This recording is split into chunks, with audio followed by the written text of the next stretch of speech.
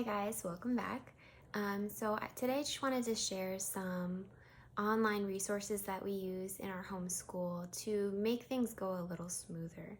So the first one up is actually for math. It is Prodigy, one of our favorites. Prodigy is a game that you can play online, and it offers students an interactive experience as they make their way through this world. Much like Pokemon, you collect creatures and you fight creatures to collect more creatures. So if you're familiar with Pokemon, it's pretty much that. Like that is what this is, but instead of them having moves for the creatures that just happen automatically, the students have to answer questions to be able to have their creature do a move for their attack. So it is, like if you like Pokemon, it is, or if your students like Pokemon, it is a good option to get them engaged. You can also, since it's online, they play interactively with other students.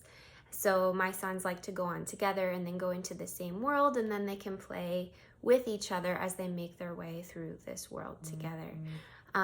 So definitely one to check out. The best part of this, in my opinion, number one, it's free, and you do get some things with that. You get to see like when they log in and stuff like that. But if you do pay for their, I guess their annual membership, then you're able to get more information as a teacher on the progress that your students are making, or as a parent. But you don't need to. You can also create a teacher account. So let's start with the parents account. You create a dashboard as a parent and you track your child's progress. You can see how many days they've played, how much of the grade level curriculum has been completed. You can send them cheers. You can be like, oh, good job, keep working. You can set goals for them. If you have the free account, I believe there's a limited amount of goals that you can set. But if you have the, I guess the membership, you're able to set, bigger goals. You can see the skills they've mastered and the skills they need help with. And if you have the membership, you're able to see exactly what they're getting wrong, and you're able to print worksheets based on those questions that they've got wrong while they're playing. So it is pretty helpful in that way. There are also video lessons for each grade that help them with the skills that are being tested on the game. So very helpful as a parent. But you can also, instead, if you would like, create a teacher account, which is oh so good. So the teacher account, you can make assignments that help based on the skills that your students need help with. You can do placement tests. You can do very specific, skill-specific assignments. You get, with your assessments, you can see what the student put and what the correct answer is. So you can see where they went wrong. Maybe you can see a pattern with what mistakes they're making. So with the students' assessments and placement tests and assignments, this is a really, really valuable tool as a homeschool parent, because some of us, we're teaching this curriculum, we're with our students every day. It's hard for us to see the progress we're really making. And by having all that data, by having all of that, that help tracking things, you can see where all the effort is going, and also maybe motivate your student to help go in the right direction. Where do they need extra help, so that they don't get discouraged in the work that they're doing? So it's a really, really valuable resource, and probably the most important one for us on this list. So definitely check that out. So that's Prodigy Online. So we also have a few that are good for math for just if you need supplemental material. So maybe you've done something like Prodigy or another resource and you know exactly what your student needs help with. The next few are for planning and supplementing. So we have mathaids.com and K12mathworksheets.com and dadsworksheets.com. They all offer really quick resources, really quick access to skill sets that your students might need practice on. So very quick, very easy. You can print them right from your computer, and they're free.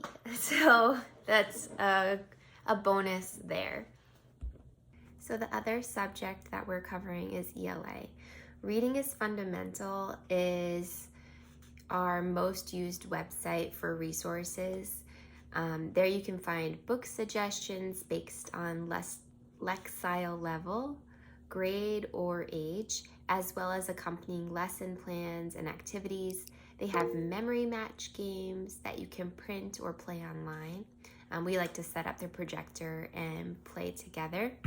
They have word lists for books, which are helpful for forming vocabulary or spelling lists. There are also word searches and crossword puzzles, but my favorite part is the puzzle creator. So the puzzle creator is great because you can create your own word search, crossword puzzles, or memory matches. And you can focus on exactly what your student needs. I also like to make my list a lot bigger, not like a ton, but a lot bigger than the ones that they have pre-made. So these create your own puzzle options are awesome for that reason. We have next Lexile.com. I know I mentioned Lexile level earlier, and if you don't know your student's Lexile level, this can be useful. The website can help you search for books that your child is comfortable reading, something that's at their level, and you can get the Lexile level that is that book, like that book's Lexile level. And then you can use this to search for other books that are in the same Lexile level. I actually have a printable that has, I think it's the Newbery list. I have all the Lexile levels in the printable format for you that I'll put down below for you to check out.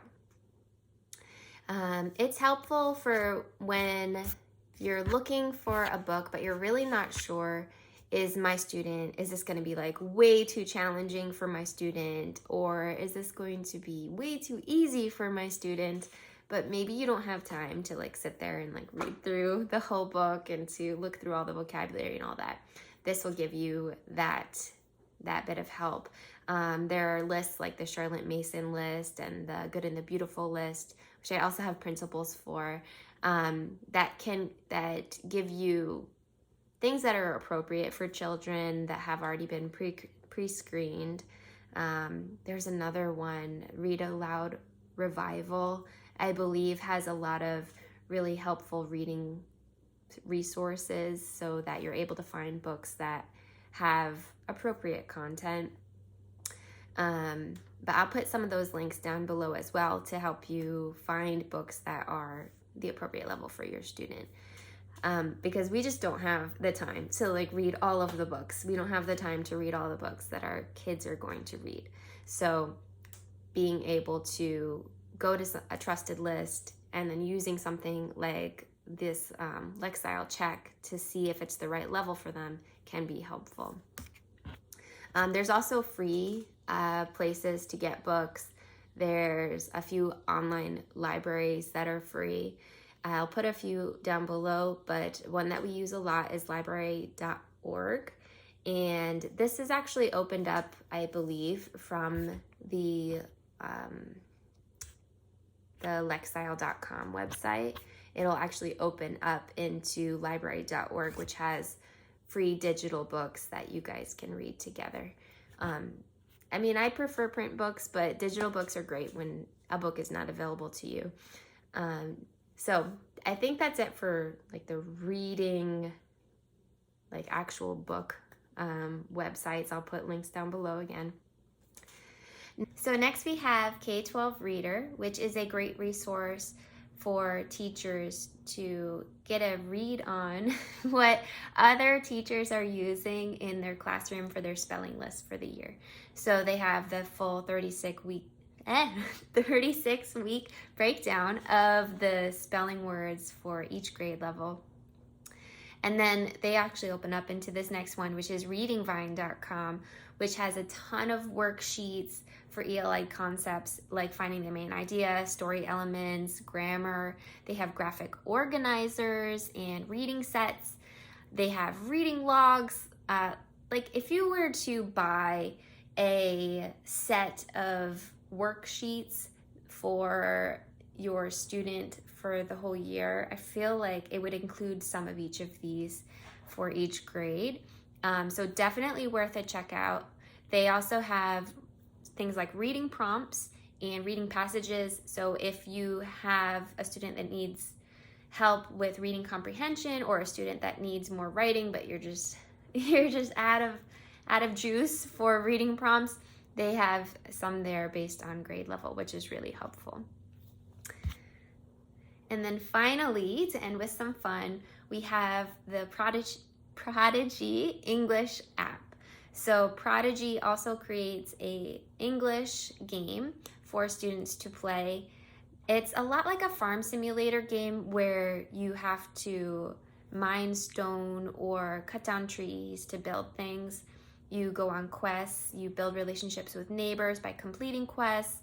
You have your own home that you can decorate and buy things from the store with the money that you earn. There are pets that you can take care of. But the way that you do everything in the game is based on getting energy. So if you want to, say, cut down a tree, you have to have a certain amount of energy. And to get that energy, you answer ELA questions. These questions can be set by the teacher, which is great if you have a specific area that you want to focus on. And on the teacher login, you get feedback on what your student is answering to these questions. And that way you can zero in right on what they need extra practice with. So it is a very helpful app. You can set assignments as a teacher as well. And I hope that they work on developing this a bit more, because on the teacher login and on the parent login, you'll see that there's still some areas that are not accessible.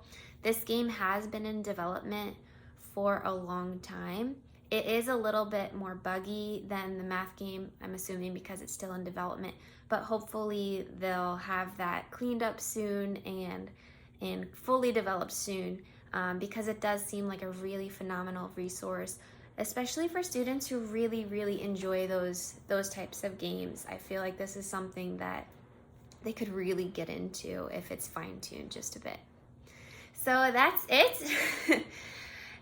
If you haven't noticed, this video took me 3 days to just record. But if you saw the change, that's why that happened. I didn't want to take up any time earlier saying anything about it. But thank you for being here. If you found this helpful, please give it a like, and I'll see you again soon. Bye.